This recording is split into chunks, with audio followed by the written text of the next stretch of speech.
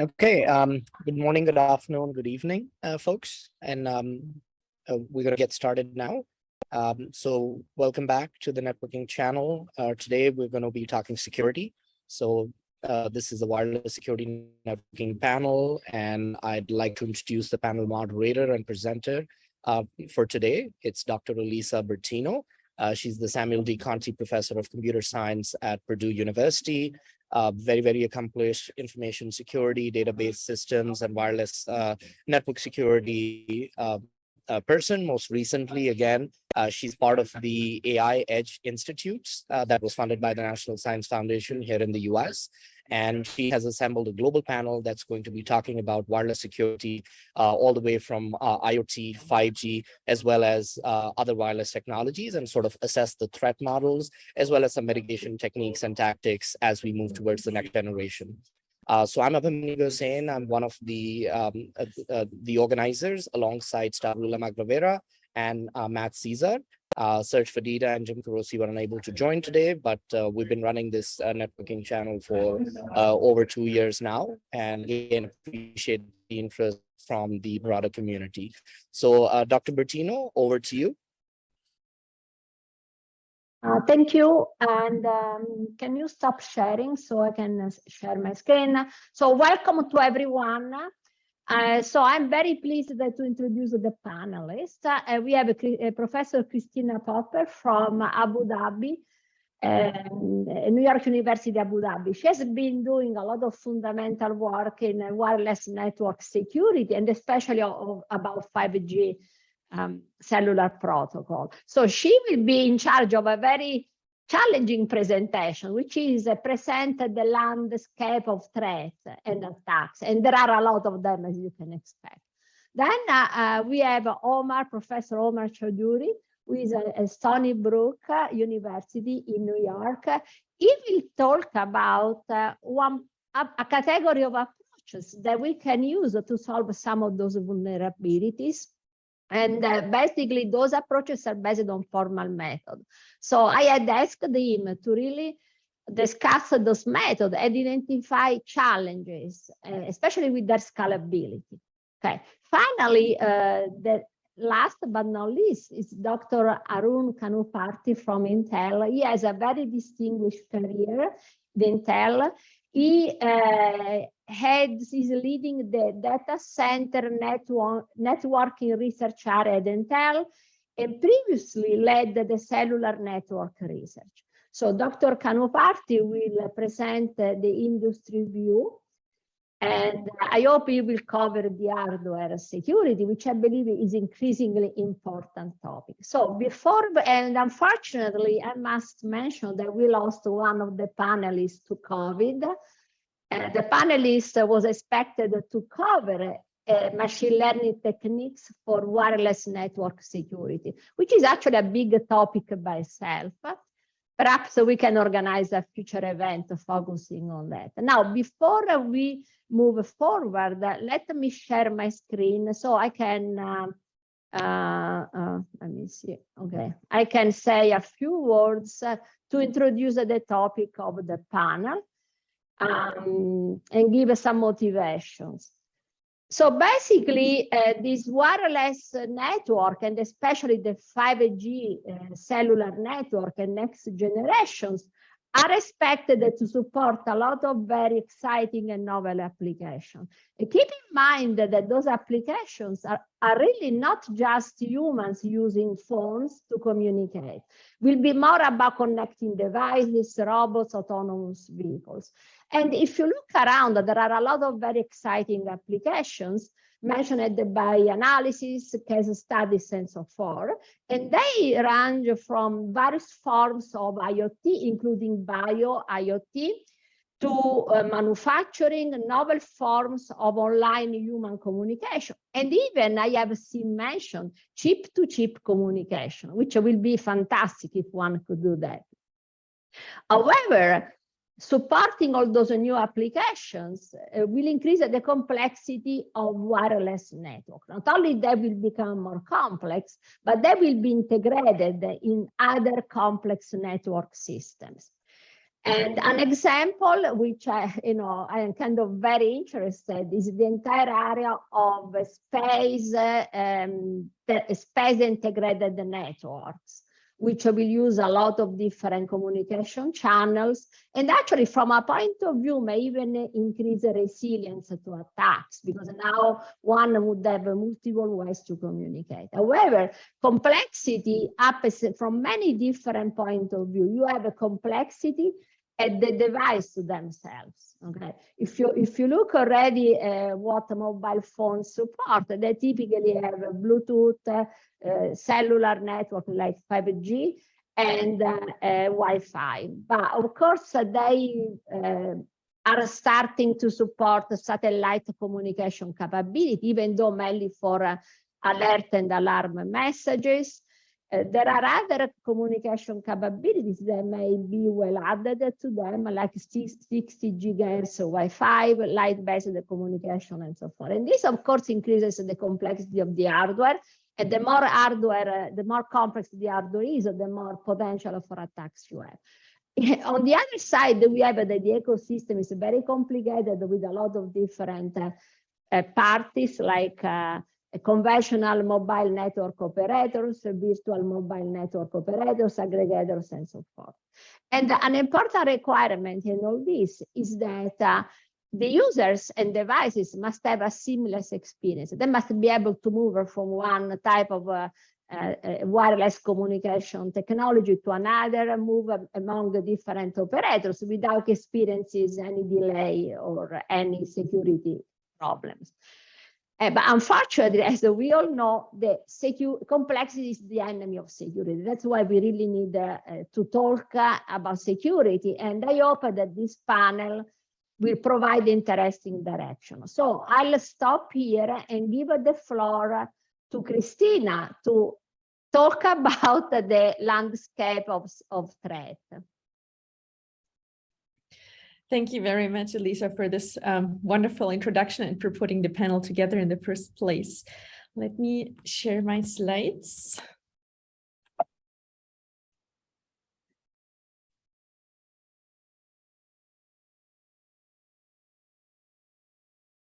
Okay. All right. So as you introduced, I want to be talking about the threat landscape that is pretty wide for wireless network systems in general and cellular networks in particular. I have one short slide where I just want to give a little bit of background about the research work that we do, because that's highly relevant for this topic in particular. So I'm leading a research group called the Cybersecurity and Privacy Lab, where we focus on communication security in various systems, in particular in mobile cellular network systems, LTE, 5G, as well as in localization-related systems. That means GPS security, aviation, ADSB systems, drones, UAVs. So this is the second pillar of our research. And the third pillar of our research is anonymity and privacy aspects in various kind of systems, in particular for Tor and other online contexts. So this the kind of the input that I want to provide is obviously driven by the first two research pillars here that we do in terms of our work.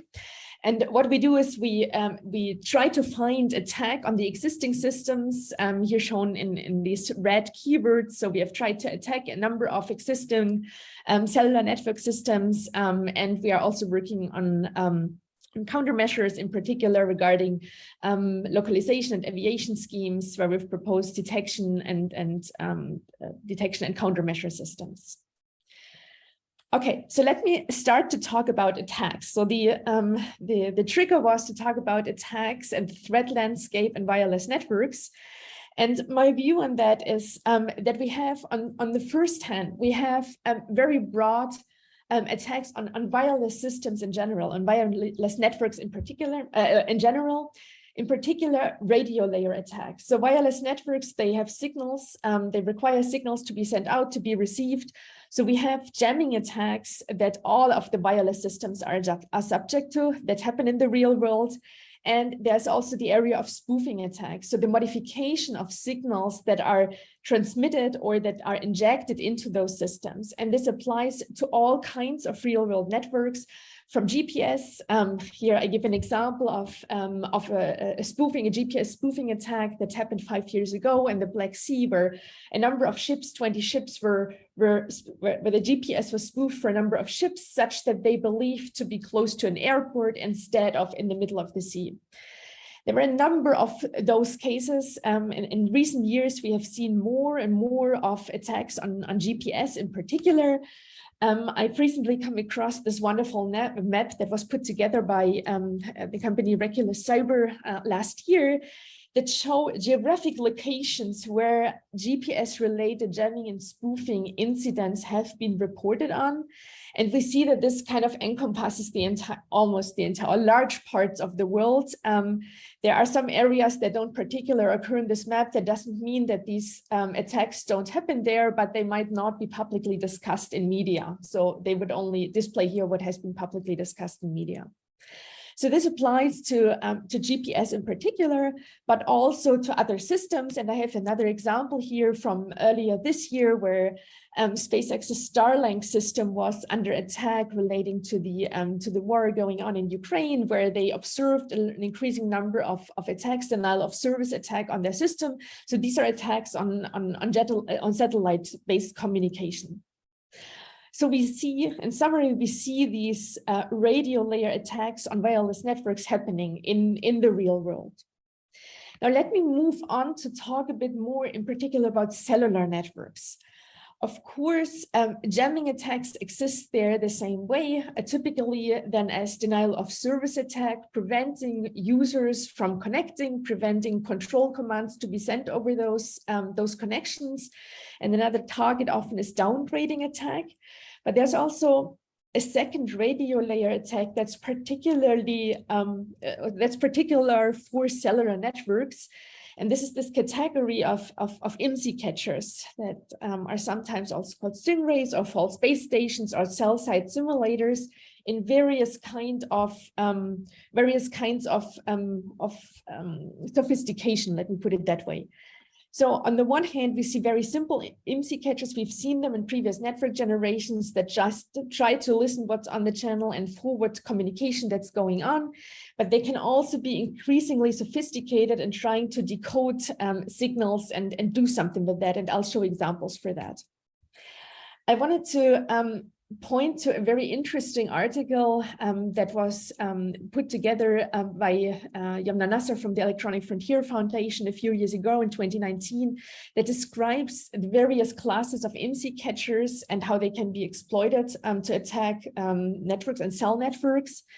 The most basic idea is that a user device would connect to a base station, or what appears to be a base station that sends signals with the strongest signal strength in the neighborhood, and that's the cause why actually devices connect to false base stations instead of the real base stations that are run by the official operators.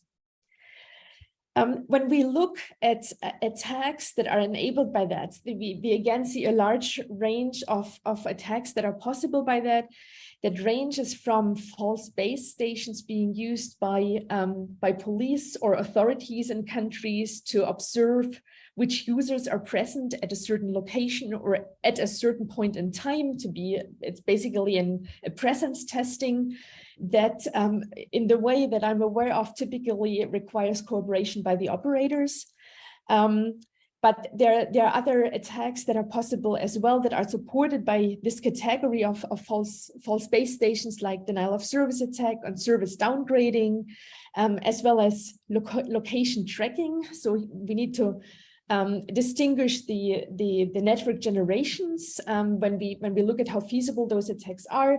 In the older generations, these attacks were more feasible than in newer generations, but in particular for location tracking, we have last year in a paper at WISEC shown that this is not possible in 5G standards anymore on a large scale due to the SUGI concealment. So the temporal identifiers are not sent in plain text anymore, but we can still achieve something on smaller scale where we would track particular users. So that's still an attack that is possible also in 5G networks.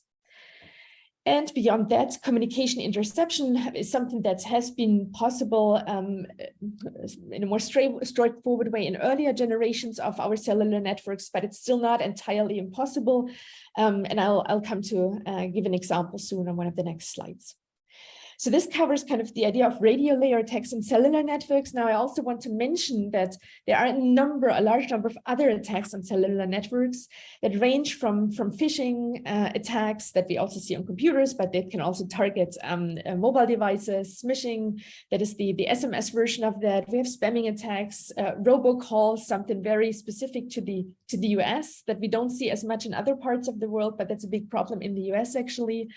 There are attacks that are run by silent SMS. So silent SMS by itself is not an attack yet, but can be misused for attacks. We see increasing malware and viruses for cellular networks. And at the moment when AI and machine learning algorithms are increasingly used in cellular networks, then we can suspect that they will also be subject to the AI and machine learning attacks that we are currently getting a better understanding about as a community. So when we look at these higher layer attacks, they can target all kinds of things. They can target directly mobile users. They can target the apps on the user devices. They can target the devices themselves, the networks, the core, the operator, and all other types of equipment that are operated with the help of cellular networks. Now, I wanted to use and shortly go into the types of man-in-the-middle and relay cellular attackers in a little bit more detail. Here, the idea is that, well, we have our networks where the user equipment would have a wireless link to the base station, the G node B, that is then connected by wireless links to the core network with all the access and management functionalities and keys that are stored in the home network as well as on the user equipment. There are protocols that are run to establish shared keys that would then protect the communication between the user equipment and the core network, as well as the wireless link between the user equipment and the G node B. Now, what an attacker that comes in as a relay cellular attacker or a man-in-the-middle attacker is they would jump in between the user equipment and the G node B. And there are various levels of how this can be done. In the simplest, earliest terms, this was a simple repeater or forwarder on the physical layer that would just boost the signal strength, and by that could in earlier generations leak plain text identities or payloads. It also has been shown in more recent generations that this can be used for aspects of fingerprinting of user activity, so trying to figure out what a user is browsing or which videos are being watched. A little bit more sophisticated attacker are relay attackers that are operating on the MAC layer, so not on the physical layer, but on the next protocol layer, that would then have to first demodulate, so basically transfer the signals to bits, establish connections. So you would have a connection from the attacker to the user equipment, as well as a separate connection from the attacker to the base stations, the G node B, and would then forward packets on those layers. There are a couple of challenges with that when it comes to encrypted configuration data that is used, but we have demonstrated that in particular for 4G communication that is possible. We've run attacks on that we published a few years ago, where we realized such an attacker, and in the end were able to actually fully impersonate a user of a mobile phone. So we were able to impersonate users on 4G traffic. And we're able to tamper with the packets and change data in that, basically, but as long as the integrity of the user plane traffic was not protected. Very recently this year, a group by Sergeant Kapgun at ETH Zurich has come up with an attacker called the Adept Over that would decode, overshadow, and inject arbitrary messages both on up and downlink direction between the network and the user equipment, and doing that also for 5G non-SA networks, so beyond the LTE, moving to 5G networks. Now I want to, in the last minute or two that I have, move to from this particular low layer idea of attacks, broaden it up a bit to other types of attacks. When we look at the 5G and cellular network ecosystem in general, there are a lot of infrastructure components that are involved. We have all kinds of user equipment. We also have distributed and central radio as well, radio access networks, so the base stations, and then the home network, the core network behind that. We have mobile edge cloud, and we have connections to internet, to other networks. on this big system, it's a huge, massive thing. All kinds of attacks are possible. And I use a slide that was put together by Syed Hussein here that nicely demonstrates that all kinds of attacks are possible on this big system. I've so far only talked about this particular attacks between a user equipment and the base station, but you can see a lot of attacker faces here that other systems like UAVs that are part that use 5G communication, for example, can be attacked. We have attacks on the Wi-Fi. We have attacks between the base stations and the core network, within the core network, for the interconnect networks to other network protocols, and so on. So we have attacks are possible on all of these layers, basically. And this brings me to my final slide. Why is actually cellular network security difficult? Why can we not prevent all these attacks easily, despite all the advances that we have seen in cellular security in recent years, in particular the elaborate security mechanisms that have been standardized for 5G? And there are a couple of reasons here why this is difficult. It is difficult because there are network generation overlaps between 5G standalone, 5G non-standalone that uses part of 4G. Then there are 4G networks and 3G and 2G that are still operated. We have backwards compatibility requirements. A lot of parties are involved, the operators, the manufacturers, the specification bodies, users. So a lot of people are involved there, a lot of systems. We have huge complex standards. It's not straightforward to put them into correct implementations. There are a lot of internetworking protocols, other peripherals that are part of those networks with Wi-Fi, with IoT, with UAVs. We have a constant necessity to work with updated tools and software. And I mentioned problems about AI and ML. A number of these issues have been nicely brought up by Youngdae Kim earlier this year at Asia CCS that I largely agree with, and I just wanted to give out the pointer to this keynote there. With that, I'm at the end of the overview on the threat landscape, and I'm handing over to Omar to continue the discussion. Yeah. Oh, thank you a lot, Omar. Please start sharing. Christina, thank you a lot for the exciting presentation. You got us all scared. Now, I don't think formal methods can address all those vulnerabilities and issues, but sure, they can have an important role. So, Omar, now you are on the defense side, right? Go ahead. Yes, I mean, hey, everybody. My name is Omar Chowdhury. Elisa, thank you for the introduction and inviting me to this panel. So I wanted to talk a little bit about the wireless security protocol aspect of sites. I mean, so Christina actually established that there are a lot of moving parts that makes it difficult to actually secure the cellular network. So one such moving part is the protocol itself. Now, before I jump into the presentation, I wanted to talk a little bit about one slide about myself is regarding why am I talking in this panel. So my work spans system security, software, and network security, but all of these are tied together with the thread of formal verification and automated reasoning. And I am going to talk a little bit about how one can use formal verification and automated reasoning to develop better protocols. Okay.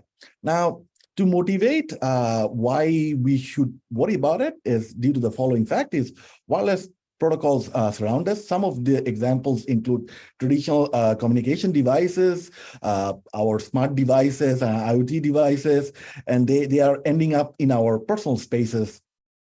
And to make matters worse, there are critical infrastructure which is leveraging wireless security protocols. Examples include a satellite, as Elisa mentioned, and also internet, industrial IoT, and so on and so forth.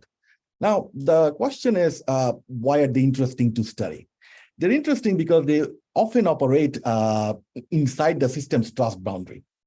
And to give guarantees that the system is correctly functioning, you have to make sure that these protocols are giving the guarantees that the system that they're using actually asks for. Now, because it operates on this system's task boundary and has an interface which receives messages from outside, it is a very natural gateway to breaking into the system. Okay. Now, so the question one can ask is that these protocols, secure, wireless or not, do they lead to actual security vulnerability? The answer is yes. Some of these examples were shown by Christina, but I'm going to show you more general examples, some of which are TLS.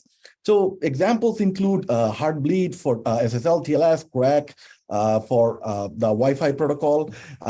The same goes for Dragonblood, and Poodle is for SSL TLS. The same goes for Beast. Torpedo and Alter are essentially for cellular networks. So I wanted to, you might say, how did I choose this? So the way I chose these attack names are essentially they have cool, fancy names, okay? But there are other attacks that do not have such cool names that I left out of the presentation. Now, the question I wanted to understand a little bit is that the security vulnerabilities, they can be due to somebody making a mistake implementing the specification or the specification issues themselves. Now, if you think about implementation issues, one may view that you can actually test your implementation well enough that you can guarantee certain sort of robustness. But the challenge is when you have issues in specification. And this is what we are interested in, because if the specification is weak, it doesn't matter who implements this. As long as the implementation complies with the specification, it is going to have that weakness. Okay, so the kind of issues we are wondering about are specification issues. Now, then there is this classification of whether this is a memory-related bug, memory safety bug, or a semantic issue. Now, if you think about memory safety bug, one can argue, I know it's difficult to sell, that you can use Rust, which is a memory safe language, and get away with all memory safety issues. Now, the challenge is more semantic issues. The semantic issues, as I will show in a bit, is that it's not that straightforward to test with respect to traditional testing approaches. Now, to make matters worse, most of these protocols are stateful. So you cannot, it's not like a typical mathematical function that is, if you give it input, it generates an output. It's more stateful so that if you want a bug could be triggered only in a certain state. And so you have to generate input test cases so that you drive the implementation or the specification to that state where they expose this. Now, this sequence could be very long, and finding that out could be extremely challenging. Okay. Now, you might say, you might ask, how do we currently deal with such issues in the current protocol design and development ecosystem? So the way current system works is that there is often a protocol architect that essentially comes up and designs the protocol. Now, this could be one person or a group of people. Then protocol developers consult this protocol design and end up writing protocol implementations. Now, these protocol implementations are then deployed on different platforms where they are actually being used. Now, the thing is that if this ecosystem really worked, then security researchers like us would have been out of a job. Thankfully, we are not out of a job, means something is going wrong in this ecosystem. The question is what? Now, if you think about it, there are several weaknesses to this. So first, after the protocol design has been exposed, the protocol architect leaves the scene. Not explicitly, somewhat implicitly. They are behind the scene. And so what you as developers have to go on is just the protocol design itself. Now, the first thing is this is written in natural languages, which is ambiguous in nature, and lacks, in many cases, they lack an exhaustive list of guarantees that this protocol is trying to give, okay? And also doesn't often explicitly enumerate the threat model. And in many cases, not all cases, the design does not undergo adversarial analysis. That is, if the protocol is executed on an adversarial environment, can it still meet the guarantee? Now, so this is a big issue because as it does not go through under adversarial analysis, as a result, any issue in the protocol design would quickly be translated to transition to implementations, and there is no way to block this. Now, on the second situation is that you have to check that these protocol implementations actually comply with the protocol design. Now, the challenge is that this is in natural language description. You have a code that you want to match with natural language description, which there isn't a clear way to do this. On top of it, you don't have a test oracle because we are looking for functionality bug, not crash bugs. So you need oracle that tells you what is the correct answer for a particular input. So for many cases, we don't have this. Now, the other aspect is that you want to check when the protocol implementation are deployed on the platforms, the guarantees that the protocol design provides is transferred, because platforms might make some assumptions that really does not hold in real life. Now, okay, I have been pointing fingers. The question is, how do we move forward from this? Now, in my opinion, so the first step forward would be whenever protocol architect authors the natural language specification, it should also include as addition a formal specification, a formal security properties, and threat model. And the advantage is that once you have this, you can leverage protocol reasoners that is based on formal methods and automated reasoning. Because right now, so the specification often is very non-committal. If you don't mention what the protocol does explicitly in a formal way, if somebody finds a bug, the designer might say, yeah, I did not guarantee that property in the protocol. I mean, there is no accountability. Whereas if you were to write the formal spec, it's sort of like a contract of these are the things that this protocol gives as guarantees. And one can actually check these things with protocol reasoners. Some of these include model checkers, or you can think of you can also think of cryptographic protocol verifier like Tamarin and ProVerif, and so on and so forth. And once, so what you could do is like the protocol reasoners will either tell you that everything is good or there is a bug. If there is a bug, the protocol architect has an option of changing this, and it becomes an iterative process until the bugs are gone, and then you publish this natural language specification, formal spec, formal security properties, and threat model. Now, one thing people should understand that I'm not saying replace the natural language specification with formal spec. I'm saying add that formal spec and guarantees to it. So that if there are additional aspects one needs to understand, they can go to the natural language specs. Now, we ended up using certain this whole approach for 4G LTE and 5G, where we ended up manually translating the protocol technical specification in some abstract cellular protocol model in some formalism, and then obtained the desired properties, and then fed both of these things to model checker. And now that one of the things that we should explain is that this protocol itself is not only has stateful behavior, but also has cryptographic aspect of it. And typical model checkers cannot reason about crypto. So our abstract cellular protocol model essentially throws away all the aspect of crypto and assumes that attacker can send any encrypted message, even without having a key. Now, so as a result, after doing the model checker, you might, if you get a counterexample, you don't know whether this is a real attack or it's because you just made this simplification that the attacker can do anything without complying with the cryptographic rules.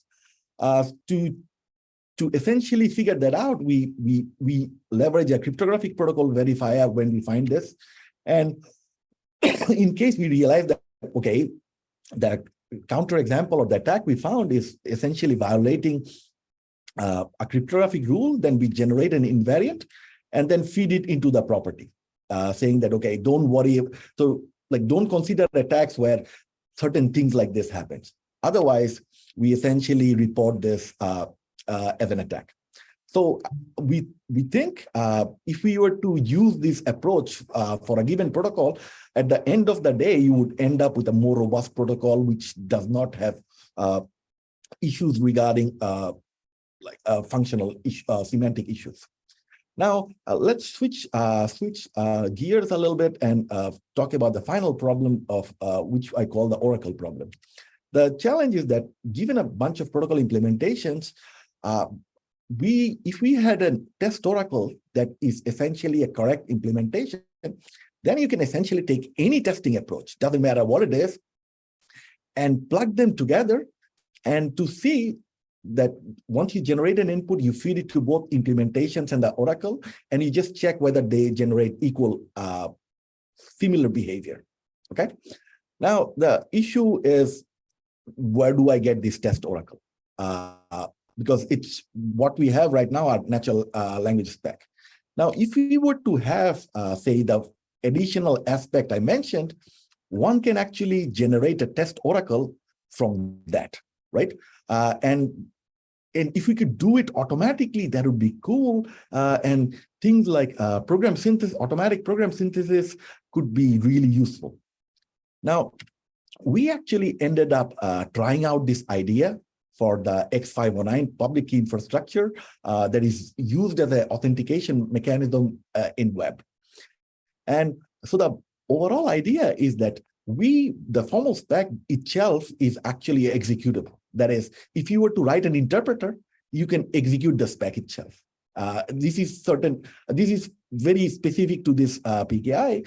And what we did is that we essentially used an SMT solver to execute as the interpreter to execute this specification. Okay. Now, what I'm saying is this is one such approach, but for other protocols that are stateful, we might need more advanced techniques to generate this Oracle from the specification. So this I'm gonna now essentially close my talk. And so what I wanted to convince the folks is to talk about, consider automated reasoning techniques to build highly resilient protocols. I mean, if we can somehow inspire protocol architects to start using automated reasoning from the very beginning, we are going to have much better protocols. And this is actually not very alien as a concept because of, so one such collaboration happened in the development of TLS 1.3, where when the standard was being written, at the same time, a group from Microsoft Cambridge and INRIA were going along and proving the properties that the protocol is trying to guarantee. And so far, we haven't seen any major attacks breaking TLS 1.3. So the talk was to inspire future protocol architects, some of you who would go on to companies and build custom protocols, to consider using automated reasoning to design protocols so that you can actually avoid a lot of issues when things are deployed. Now, like my talk, if you just hear about it, it sounds very rosy, but the issue is there are some inherent challenges, like scalability is a big issue. But in many cases, at least in my work, I was able to exploit domain-specific insights to actually harness these scalability issues. And the final challenge is usability. Some of these automated reasoning tools have very intricate interfaces that are not user-friendly. And even writing the properties in some logic is not trivial. And this is something we, like as tool developers, have to take into consideration when we expose a general purpose automated reasoning tool. With that being said, I wanted to thank you again for the opportunity, Elisa, and I'll hand it up to Arun. Arun, yeah, please stop sharing. So Arun, thank you.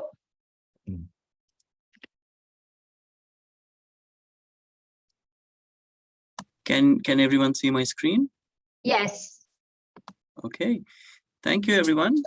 Thanks for the great the lead into my slides.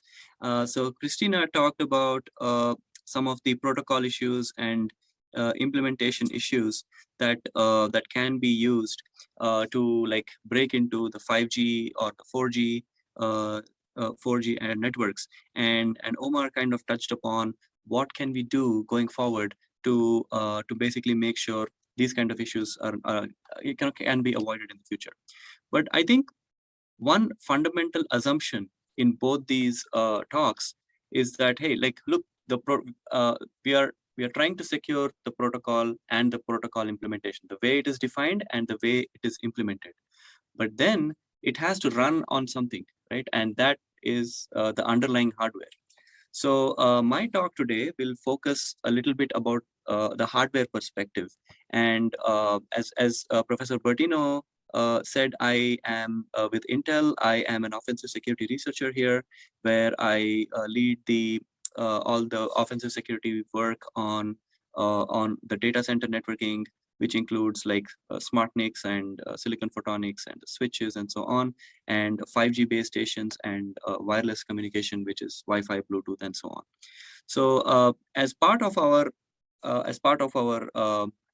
work, we are very frequently looking at what are the latest and greatest attacks on protocols, and what can protocols and their implementation also, and what can we do as a hardware company or as a solution company to make sure those kind of attacks can be thwarted at the hardware level, right? And so I'll just keep going on. So I mean, we have seen different versions of the same picture, right? So where you have a user equipment, and what I'm really trying to show here is like where all do we see like chips that execute some sort of a protocol which is defined by 3GPP, right? And here on the user equipment, we typically have the AP and the CP, or the application processor and the communication processor. And then at the G node B, we have the radio unit and the RAM, right? Like any kind of edge device that is executing the RAM. And of course, there is like the core network, which consists of like several racks of servers. And then I'm not even showing the connection to the public internet. So this is like typically what the 5G network architecture looks like. And in several presentations that have been done at Black Hat or any other top communications or security conference that talks about like cellular security, you may have seen about what kind of is inside a cell phone or like the UE, right? And there is again a lot of work dissecting the baseband itself, like the communication processor. So in fact, there is very little information that's publicly available on what does the base station hardware look like, right? And Christina kind of touched upon, like, hey, there are attacks. I think even Omar hinted, like there can be attacks that can be launched at different levels, right? Pretty much all through this network. But today I will be focusing on the G node B or like the base station, where there is actually very little insight that is available. So rather than focusing on the protocol and the implementation, I will be focusing on the hardware, the underlying hardware, and what kind of hardware security features are in place, right? So you may have everything implemented really well. The protocol spec is defined well. Then the protocol spec is defined well, and it is implemented well. It is verified thoroughly using formal and other simulation techniques and so on. But still, if you are not executing it on a platform that guarantees integrity in its operation, then all kind of security is moot. So again, as I mentioned, today I will be focusing on the G node B. So in general, there are, as I mentioned, there are two kinds of chips on the base station, right? So one is the radio unit. The radio unit typically consists of, again, two parts. One part is the RF component, and the second part is the slim modem component. So again, just like there is a modem on the cell phone, there is also a modem on the G node B.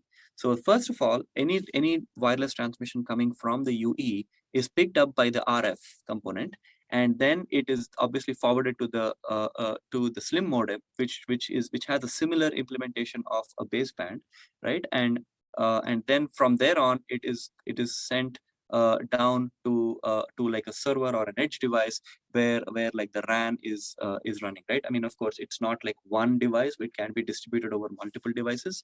But for the sake of generality and simplicity, let's assume it's like one monolithic block, right? So that's where you have the RAN running, and from there there's a significant amount of processing that happens here, and from there on it needs to head to the mobile network operator's core network, right?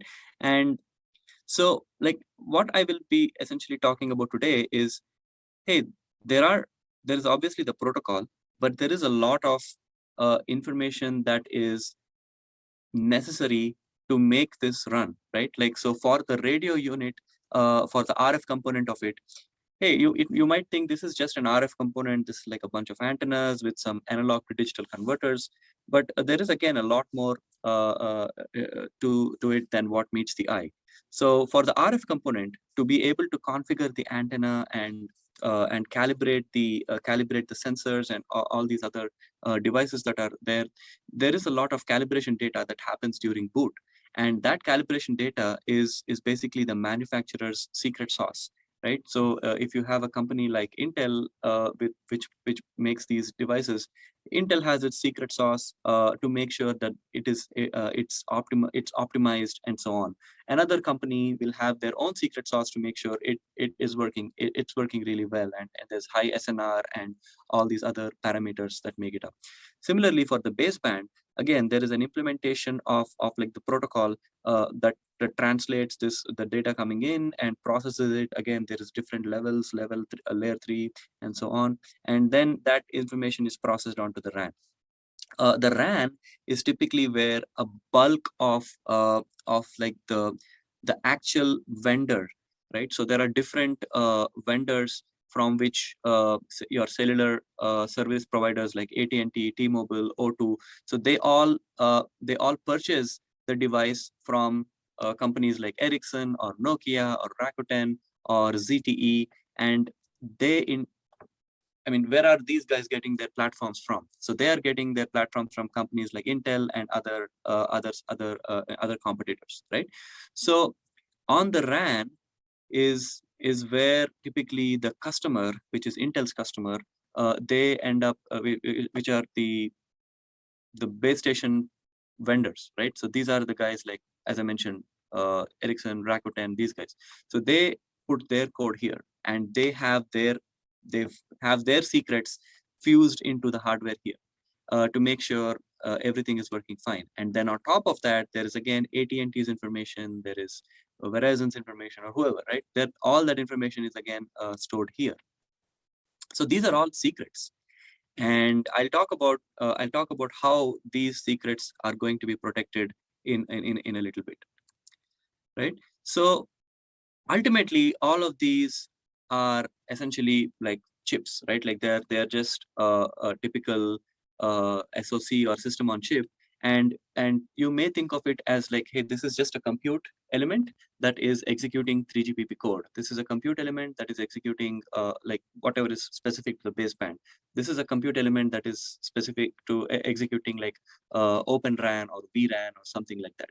So what exactly are the threats to that base station to make sure the entire end-to-end communication is confidential? There is no spoofing, there are no man-in-the-middle attacks. How do we ensure all of this happens? Right? To some extent, the protocol is already taking care of it, but how do we make sure that the protocol that is running on the machine is running correctly? So this is again what a typical system on chip looks like, right? So there are so many components. There are core elements, maybe not a graphics processor for an SoC that is geared towards network or a base station device, but there are lots of compute elements. Then you have lots of hard IPs which are like fuses. Then there are soft IPs which are IPs which can be configured, like you can have a random number generator.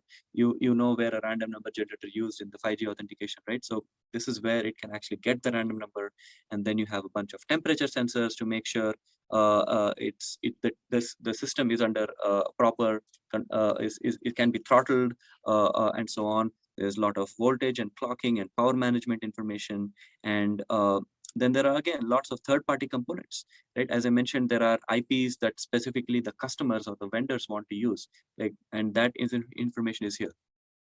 Then you'll be handling lots of keys, lots of user-specific data, like end-user data, and all that information needs to be stored somewhere.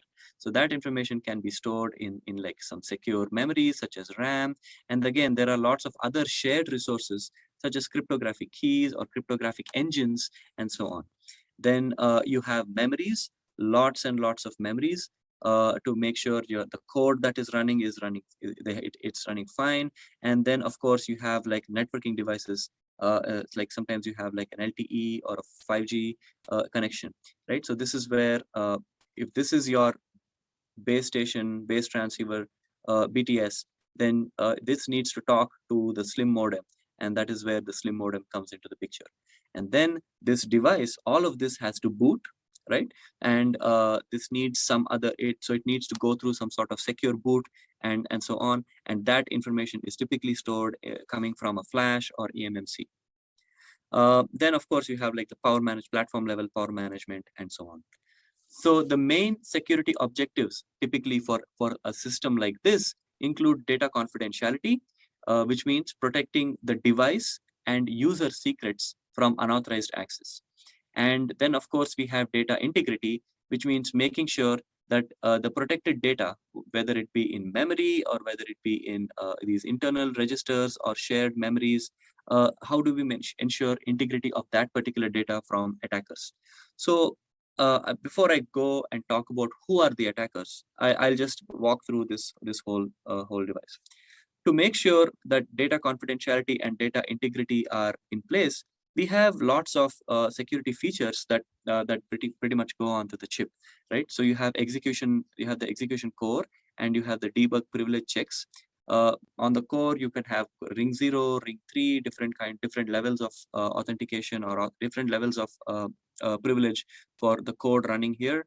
And then when you are debugging the system, like who is actually debugging it? Is it Intel as a chip manufacturer, or is it like the OEM like Ericsson or Rakuten or Nokia, or is it like their customer, which is AT&T, or is it like some random person who sees a base station and says, hey, let me go see what's in here? And is it someone like that? So to make sure all the assets on the chip that are protected, we have lots of debug privilege checks and authentications and so on. And then there are access controls in place for memory ranges. You may have some code of 3GPP running here. You may have some customer specific code running here, and making sure that like someone who can get into can access through some vulnerability somewhere, right? Like can they chain multiple vulnerabilities, and from here can they get to like leaking out secrets of the customer or leaking out secrets of like the end users, like who are like communicating with the base station, and so on. And then to make sure that is protected, we have memory encryption and integrity, and then there are fabrics or bus encryption and integrity, and like sometimes to comply with FIPS regulations, you need to have secure erasure of the secret data that's stored on over here, right? So all these are the different features that are like throughout the SoC. And then of course there is one of the most important features, security features, which is availability. And we want to make sure that we protect the device, the base station device, against permanent damage to the system, right? Like as we mentioned, like the temperature sensors are in place, right? So if it gets too hot, these devices are located in all kinds of environments, right? So you may be operating this in the middle of a desert, like at an oil drilling station, or so on, where the temperatures can get like really, really hot. And when it gets really hot, some registers can be permanently burnt, and you can never, the device is pretty much a brick for all practical purposes. So how do we prevent those kind of issues, right? Which makes, if the base station is down, it's pretty much like the network is down and so on. How do you ensure those kind of issues are not happening? And then can the system be made to go into a corrupt state, which is non-usable, right? Can it be recovered through patching? And how do we make sure that there is no data loss and there is no silent data corruption? And how do we make sure there is no denial of service or the performance downgrade? I don't know if you guys are familiar with this particular incident in Greece, where I think it was demonstrated also, and there was like a study done on the 3G and 4G networks, where they showed that by cloning SIM cards, you could just flood the base station and cause like a pretty much taking the means of a distributed denial of service attack. You can crash the mobile network. So how do you ensure those kind of attacks are out of scope, right? So those, again, we have mitigations in place for those things. And as I mentioned, there are all these power and thermal critical trip alerts, and there's firmware running to make sure all these secure boot and update and configuration filters are configured and so on, right? So let's look at who are the typical adversaries, right? So you have unprivileged software adversary. For a base station, which is kind of like a server, essentially, unprivileged software can be there, right? Like whatever the attacker is sending over the network, like coming through RF and then through, think of this as a fake base station or something, right? Can someone send, or a man in the middle attacks and trying to DOS it? That comes from the RF component to the modem and through the network, and it eventually ends up going to the memory. And that is one attack model, right? So we kind of covered these two here. There can be software side channel or covert channel adversaries. You may be able to load some code here through JTAG and then start leaking out secret information. Then you have system software adversary, like some of the code that is running here. From the network, you can get to that level of a ring zero and start corrupting, accessing other data. And you have simple hardware adversaries, where someone can simply come and exercise the JTAG interface, or like put pins or probes and try to leak out secret information that's going to the memory. And you can have skilled hardware adversaries who can basically launch side channel, like physical side channel attacks, look at the power consumption, and then say, okay, and as some of the earlier attacks were talking about, they get fingerprinting information of particular users. And then, of course, there are authorized adversaries also, where you have employees of like certain companies who have access to some of these privileges. They try to steal the secrets. So these are like this is the typical adversary model that we consider. And we, when doing threat modeling, we make sure, okay, what is the usage model for this device? Where will it be sitting? For a cell phone, typically some of these adversaries will not be in scope. But for a base station, some of these adversaries start coming into scope. So let's look at that. So this is a typical...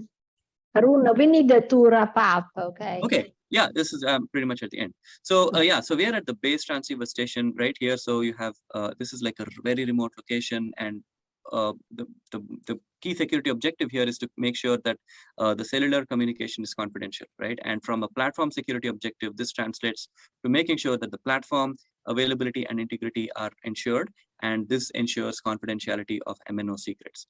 And as I mentioned, the radio unit and the compute platform, there are physical attacks that are now in scope, which is different from a standard server. So there are lots of assets. This is, I think, the last slide. So this is the system memory. How do you protect confidentiality of the system memory? Then you have secret keys, the root key and authentication keys. You have authorization keys, and you have lots of MACsec and IPsec that's going on.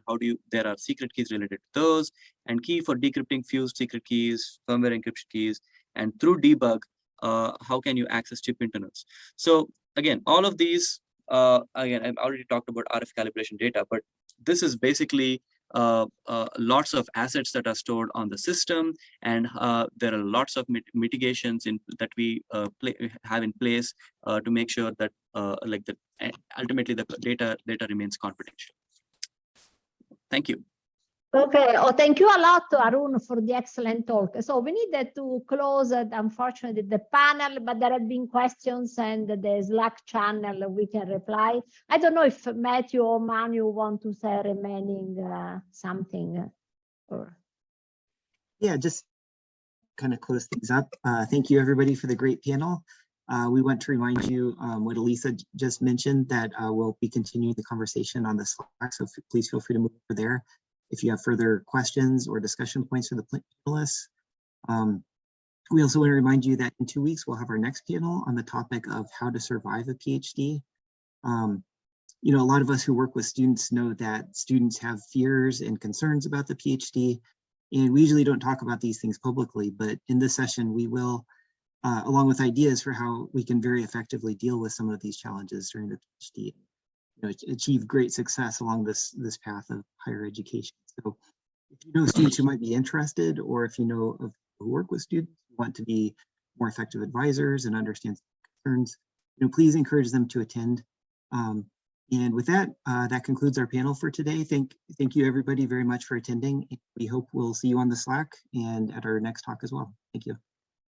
Thank you. Bye to everyone. Bye.